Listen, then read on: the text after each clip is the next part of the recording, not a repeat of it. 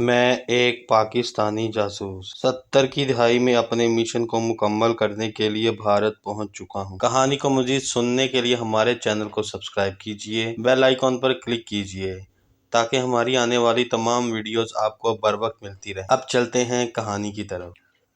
یشونت کی حالت دیکھ کر مجھے یکایک منصوبہ سوجا۔ میں سیدھا چاوڑی بازار کے شمی کے بالا خانے پر چلا گیا۔ صبح بنارس اور شام اودھ کے حسن کی طرح طوائفوں کے بالا خانے نے بھی شام ڈھلنے کے بعد رنگین اور پرکشش ہوتے ہیں۔ ابھی شام کے 4 بھی نہیں بجے تھے۔ میں نے اپنی آمد کی اطلاع دی تو ایک ادھ سویا میراثی مجھے اندر لے گیا۔ رات کا سجا ہوا ہال کمرہ سگریٹ کے ٹکڑے، اوندھے پڑے اگال دانوں، بکھرے سازوں اور میلی چاندنیوں سے اٹا پڑا تھا۔ میں نے میراثی سے کہا مجھے ڈیرے دارنی سے ملنا ہے۔ تھوڑی دیر بعد مجھے اندر کمرے میں پہنچا دیا گیا جہاں شمی 2-3 لڑکیوں کے ساتھ اوندھی ترچھی پڑی سو رہی تھی اور ایک پلنگ پر نیم دراز ڈیرے دارنی سگریٹ پی رہی تھی اور اس کی نظریں سوالیہ انداز میں میرے بے وقت آنے کا سبب پوچھ رہی تھی۔ میں نے اسے کہا میں شمی کے متعلق کچھ بات کرنے آیا ہوں، لیکن اس کی سوالیہ نگاہیں ختم نہ ہوئیں۔ میں نے 1000 روپیہ اسے دیا اور کہا میری بات غور سے سنیں اور صحیح جواب دیں۔ 1000 روپے نے میری بے وقت آمد کا احساس اس کے چہرے سے غائب کر دیا اور وہ میراثی کو گالیاں دے کر پکارنے لگی، ابھی تک میرے لیے ٹھنڈا نہیں لایا۔ اتنی دیر میں شمی اور دوسری لڑکیاں بھی اٹھ بیٹھیں۔ ڈیرہ دارنی نے انہیں اشارہ کیا اور وہ دوسرے کمرے میں چلی گئیں۔ ساری لڑکیوں میں صرف شمی نے چھوٹی سی نتنی پہن رکھی تھی۔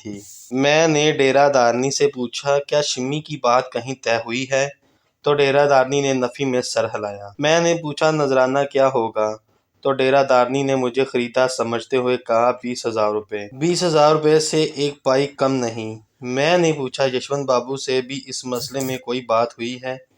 تو وہ کہنے لگی وہ بڈھا تو میری بچی کا دیوانہ ہو رہا ہے اور یہاں کئی ہزار میری بچی کے قدموں میں نچھاور کر چکا ہے، لیکن میں نے اسے صاف کہہ دیا ہے کہ 20,000 سے کم ہو تو ان سیڑھیوں پر اس مقصد کے لیے نہ چڑھنا۔ پھر آہ بھر کر کہنے لگی وہ بھی کیا زمانہ تھا، میری اماں بتایا کرتی تھی کہ اس چوکھٹ پر بڑے بڑے رئیس اور نواب زادے لٹتے رہتے تھے، اب تو کنجوس ہی کنجوس ہے، جس کی جیب میں بھی 100 روپیہ ہوتا ہے بلا دھڑک اندر چلا آتا ہے۔ میری بچیوں کے نازک پاؤں ناچتے ناچتے سوج جاتے ہیں، لیکن 5 روپے سے زیادہ ویل کوئی نہیں۔ میں نے پوچھا دیکھو اگر تمہیں شمی کے 35,000 مل جائیں تو؟ ڈیرہ دارنی میری بلائیں لے کر کہنے لگی جوہری ہی ہیرے کی قدر پہچانتا ہے۔ وہ کچھ اور ہی کہنا چاہتی تھی کہ میں نے اسے ٹوک دیا اور کہا تم ایسا کرو کہ جب یشونت آئے تو اسے کہنا کہ ایک رئیس نے 35,000 روپے کی پیشکش کی ہے اور تم نے اس سے 1 ہفتے کی مہلت مانگی ہے۔ آپ چونکہ میرے پرانے شناسا ہیں اسی لیے پہلا حق آپ کا ہے۔ اس سے پہلے بھی آپ نے ہمارے 20,000 روپے کے مطالبے کو پورا نہ کر کے اپنا نقصان اور ہمارا فائدہ کیا ہے۔ اب 35,000 کی آفر کو بھی آپ سوچ بچار میں ضائع نہ کریں، وہ رئیس زادہ تو اس سے بھی زیادہ دینے پر آمادہ ہو جائے گا۔ آپ کے پاس 1 ہفتے کی مہلت ہے ورنہ بعد میں ہم سے شکوہ نہ کیجیے گا، اور کہا کہ اس معاملے میں میرا ہرگز ذکر نہ کرے۔ میں نے ڈیرہ دارنی کو خوب پٹی پڑھائی، وہ بھی گر کے 12 دید تھی۔ کہنے لگی حضور آپ کی ہر بات درست، لیکن اگر یشونت بابو 35,000 روپے پر راضی نہ ہوئے تو ہم 20,000 سے بھی جائیں گے۔ میں نے اسے 1,000 روپے دیا اور کہا کہ اگر یشونت 1 ہفتے میں 35,000 روپے نہ دے سکا تو میں 20,000 روپے ویسے ہی دے دوں گا، یہ میرا وعدہ ہے، لیکن شرط یہ ہے کہ میرے کہے پر حرف بہ حرف عمل کرو۔ یہ کہہ کر میں وہاں سے چلا آیا۔ قارئین سے میری گزارش ہے کہ میں نے ایک طرح سے یہ جوا کھیلا تھا۔ یشونت سے مجھے امید تھی کہ جب اسے شمی کے حصول کے لیے ٹائم فیکٹر کا پتہ چلے گا تو وہ بڑے سے بڑا رسک لے لے گا۔ میرے خیال میں ان 2 فائلوں کا 50,000 روپے میں حصول میرے سینئرز کے لیے بہت سستا سودا تھا۔ ہمارا ایک گروپ پہلے ہی اپنے اس مشن میں ناکام ہو چکا تھا اور مطلوبہ معلومات ہمارے لیے بہت ضروری تھی۔ چاوڑی بازار سے واپسی پر میں نے ساتھیوں کے گھر چلا گیا اور آج کی ڈاک کی کاپیاں بنوا کر گزشتہ ڈاک کی کاپیاں بھی لے لیں۔ میں نے ساتھیوں سے کہا، آج سے یشونت کو ڈاک لوٹانے اور وصول کرنے کی ڈیوٹی ان کے ذمہ ہے۔ کاپیاں بھی وہ خود بنایا کریں۔ منگل اور ہفتے کو ڈاک کی وصولی اور واپسی کے اوقات اور جگہ بھی انہیں بتا دی اور کہا کہ بدھ اور اتوار کی صبح 10 بجے وہ ڈاک کی کاپیاں مجھے لودھی ہوٹل کے قریب مغل محل ریسٹورانٹ میں پہنچا دیا کریں۔ یشونت سے ڈاک لینے اور واپسی کے لیے 2 ساتھی جایا کریں، جن میں سے ایک مونچھیں اور اینک لگائے جبکہ دوسرا اپنی اصلی حالت میں اسے کور کرے۔ اسی وقت میں نے ایک اور فیصلہ کیا کہ میرے سینئرز کی ہدایت کے خلاف تھا۔ حالات کے تقاضے کے مطابق مجھے دی گئی ہدایت میں تبدیلی کا اختیار دیا گیا تھا۔ میں نے ساتھیوں کو لودھی ہوٹل میں اپنی رہائش اور ٹیلی فون نمبر بتا دیے اور انہیں کہا کہ کسی ایمرجنسی یا ضرورت کے تحت وہ مجھ سے ہوٹل میں رابطہ کر سکتی ہیں۔ میرے اس فیصلے کی 3 وجوہات تھیں۔ اول یہ کہ میرا تقریباً ہر روز ان کے گھر جانا مناسب نہ تھا اور مالک مکان اور محلے والوں کو شک میں مبتلا کر سکتا تھا۔ دوم، میرے ساتھیوں کو میرے متعلق کوئی علم نہ تھا اور کسی ایمرجنسی کی صورت میں وہ مجھ سے رابطہ نہ کر سکتے تھے۔ اور تیسری وجہ یہ تھی کہ اگر کہیں میں پکڑا جاؤں تو وہ میرے متعلق بالکل اندھیرے میں ہی نہ رہیں۔ میں آہستہ آہستہ انہیں ذمہ داریاں سونپنا چاہتا تھا تاکہ میری گرفتاری کی صورت میں وہ طے شدہ امور کو جاری رکھ سکیں۔ اگلا سارا دن میں نے ہوٹل میں ہی گزارا، پاکستان بھیجنے والی ڈاک تیار کی اور تازہ کارروائیوں کی کامیابی کی مفصل رپورٹ نہ دکھائی دینے والی سیاہی سے لکھی۔ ہمدرد سے 20,000 روپے لینے اور یشونت کے لیے مزید روپیوں کی ضرورت بھی لکھی۔ تارا پور مشن کی اب تک کی جانے والی کوشش اور اس کے متوقع نتائج کے بارے میں بھی لکھا۔ شام ڈھلنے سے پہلے ڈاک کا پیکٹ بالکل تیار ہو چکا تھا۔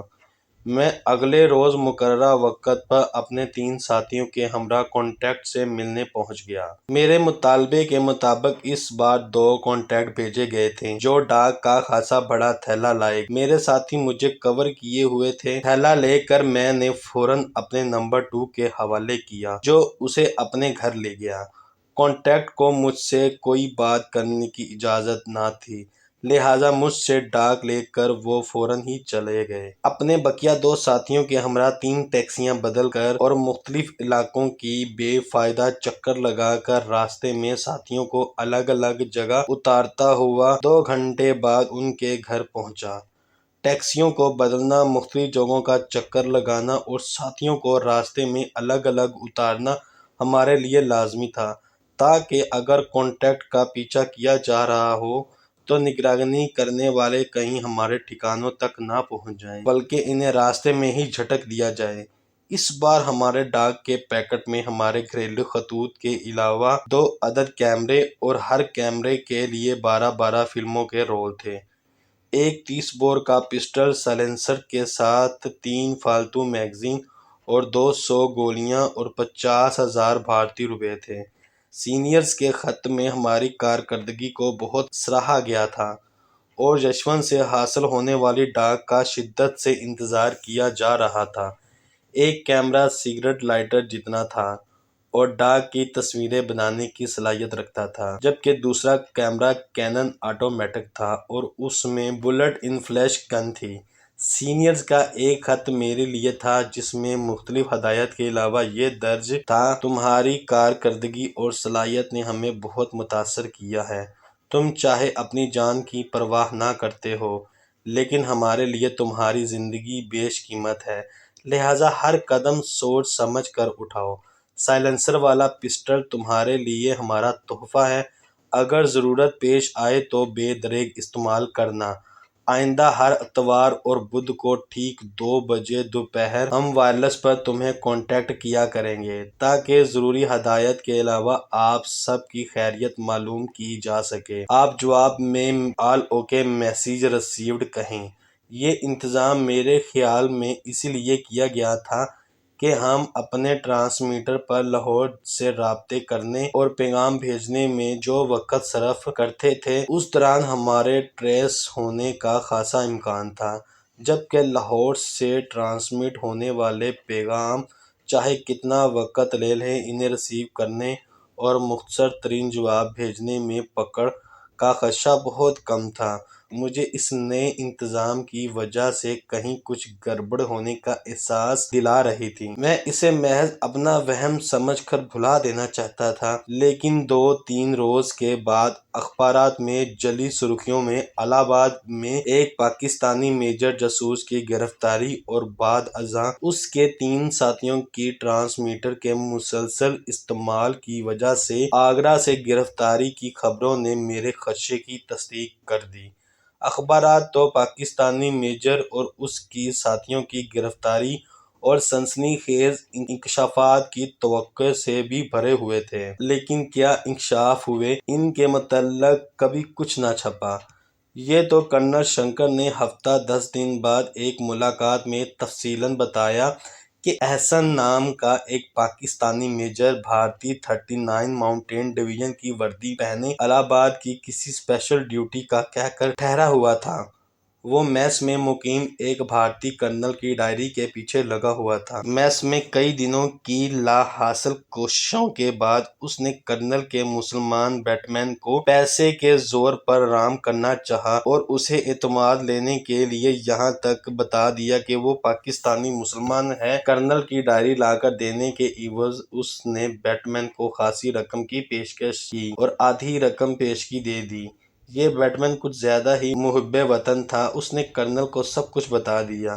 میجر احسن کو فوری گرفتار کر لیا گیا اور یہ تصدیق ہونے پر کہ اس کا 39 ماؤنٹین ڈویژن سے جو پونا میں تھا کوئی واسطہ نہیں، اس پر انتہائی تشدد کیا گیا، لیکن اس نے سوائے اپنا نام، رینک اور نمبر کے کچھ نہ بتایا۔ بھارتی انٹیلی جنس سے جلد از جلد اس کے ساتھیوں اور ہمدردوں کے نام اگلوانے کی خواہش میں اس میجر کو بریک کرنے کے لیے تشدد کی انتہا کر دی۔ اس کے دونوں پاؤں کی انگلیاں کاٹی گئیں، ہاتھ کاٹے گئے اور دونوں بازو بھی کاٹ دیے گئے، لیکن میجر احسن کی زبان سے ایک لفظ تک نہ نکلا حتیٰ کہ وہ شہید ہو گیا۔ اس کے ساتھی آگرہ میں تھے۔ میجر احسن جب مقررہ وقت اور کئی دن بعد تک وہاں نہ پہنچا تو وہ بکھلا گئے۔ بار بار ٹرانسمیٹر پر لاہور سے رابطے شروع کر دیے۔ ٹریسر نے ان کے سگنل کیچ کیے اور جگہ کا تعین کیا اور وہ تینوں بما ٹرانسمیٹر پکڑے گئے۔ کرنل شنکر نے جو کچھ مجھے بتایا وہ میں سنتا گیا۔ میں نے خود کوئی ایسا سوال نہ کیا جو کرنل کو میرے متعلق شک میں ڈال دے۔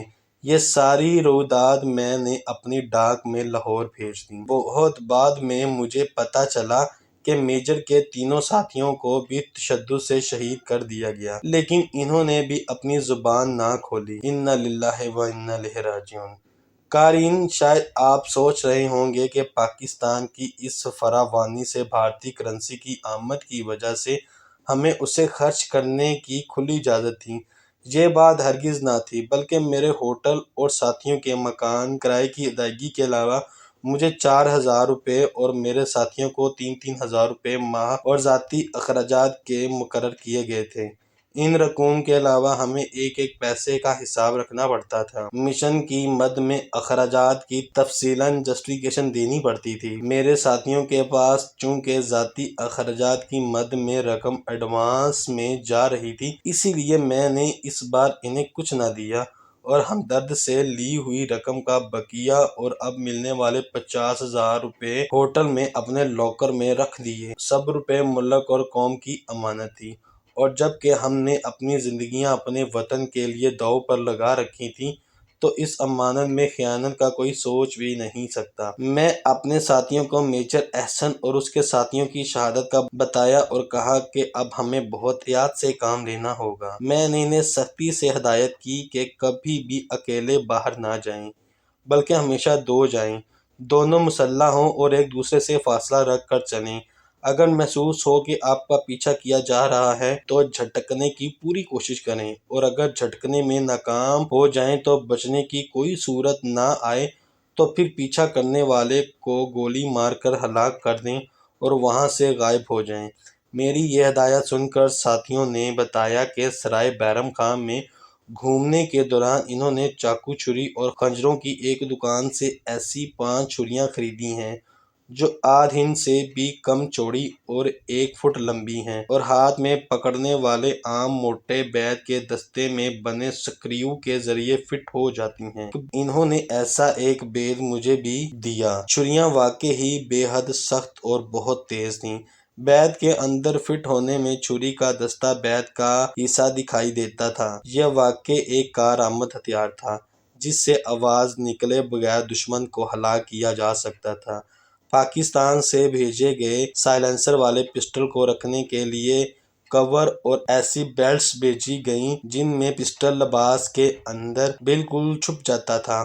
میں نے ساتھیوں کو دوبارہ تنبیہ کیا کہ اسلحہ اور چھری کا استعمال صرف انتہائی خطرناک صورتحال میں گھرے ہونے پر ہی کیا جائے جب دوسرا کوئی راستہ نہ رہے۔ ساتھیوں کو میجر احسن کی شہادت کا بتانے اور بیعت لینے کا واقعہ ہمارے گزشتہ تسلسل سے تقریباً 12 روز بعد کا ہے، ورنہ گزشتہ پیر کے روز ہم نے پاکستانی کانٹیکٹس سے ڈاک وصول کی اور بھیجی تھی اور اگلے روز یشونت سے میرے ساتھیوں نے دودھ دہی کی دکان پر اس کی ڈاک کا تھیلا وصول کرنا تھا۔ منگل کو میرے ساتھیوں نے یشونت سے ڈاک وصول کی اور کاپیاں بنا کر بدھ کو مغل محل ریسٹورانٹ میں میرے حوالے کر دیں۔ کاپیوں کے علاوہ یشونت کا دیا ہوا ایک لفافہ بھی مجھے دیا جس پر موسٹ ارجنٹ لکھا ہوا تھا۔ خط میں لکھا ہوا تھا کہ ایک بہت ہی اہم مسئلہ درپیش ہے، آپ سے فوری ملنا چاہتا ہوں۔ بدھ کو رات 8 بجے گولچا سینما کے ریسٹورانٹ میں آپ کا منتظر رہوں گا۔ میں نے اپنے ساتھیوں سے کہا کہ رات 7:45 بجے گولچا سینما کے ریسٹورانٹ میں الگ الگ جا بیٹھیں۔ میری یشونت سے ملاقات کے دوران چوکنا رہیں۔